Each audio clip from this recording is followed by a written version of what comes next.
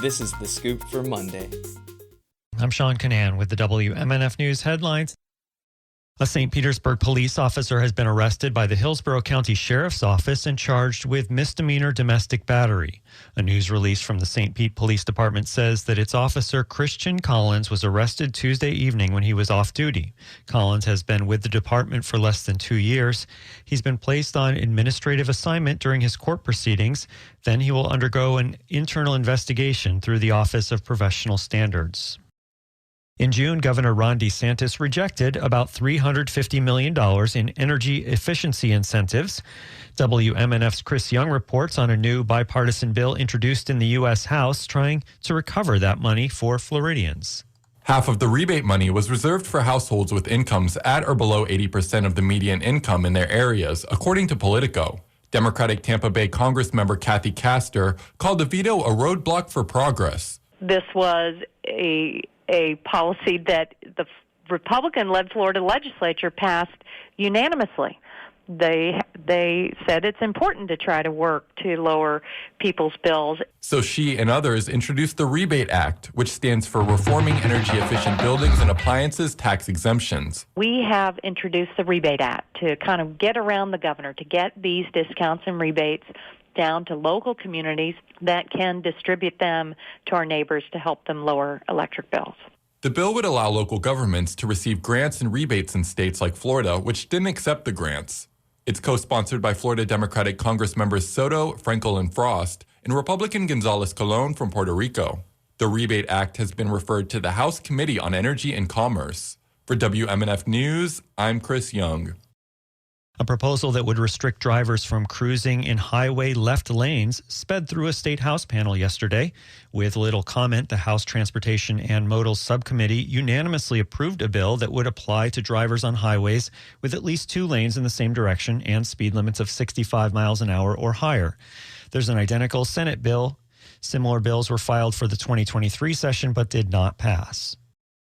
A bill that would ban Floridians from impeding, threatening, or harassing first responders on the job passed the House Criminal Justice Subcommittee on Wednesday. The bill requires people to stay 20 feet away from a first responder performing lawful duties after receiving a warning not to approach. Representative Tracy Davis, a Jacksonville Democrat, said requiring a distance of 20 feet is problematic.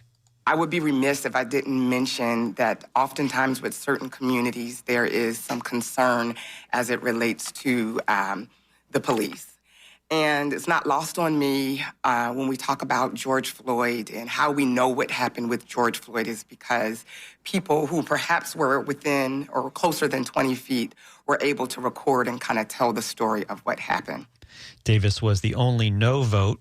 A violation would be a second-degree misdemeanor punishable by up to 60 days in county jail and a $500 fine. There's going to be another attempt to change the state bird of Florida, and this time it will be for a bird that does not live in the state most years. Since 1927, Florida's state bird has been the mockingbird, but a new bill this week by Republican Representatives Linda Cheney of St. Pete Beach and Jim Mooney of Isla Mirada would designate the American flamingo as the Florida state bird. This year has been unusual. A number of flamingos have been living in Florida after being blown off course during Hurricane Idalia. One of the biggest and brightest stars in the night sky will momentarily vanish. That's because an asteroid will pass in front of it on a one-of-a-kind eclipse. The rare event will occur late Monday into early Tuesday. Weather permitting, it should be visible to millions of people along a narrow path stretching from Central Asia and Southern Europe to parts of Florida and Mexico. The star is Betelgeuse, a red supergiant in the constellation Orion. The asteroid is Leona, a space rock in the main asteroid belt between Mars and Jupiter. Astronomers hope to learn more about both of them through this seconds-long eclipse. Today it'll be overcast and warm. Highs will be in the mid-70s. Tonight, cloudy. Overnight lows in the mid-60s. And tomorrow, partly cloudy and hot. Highs will be in the low 80s. I'm Sean Canan with the WMNF News headlines. This is The Scoop, recorded at WMNF Tampa.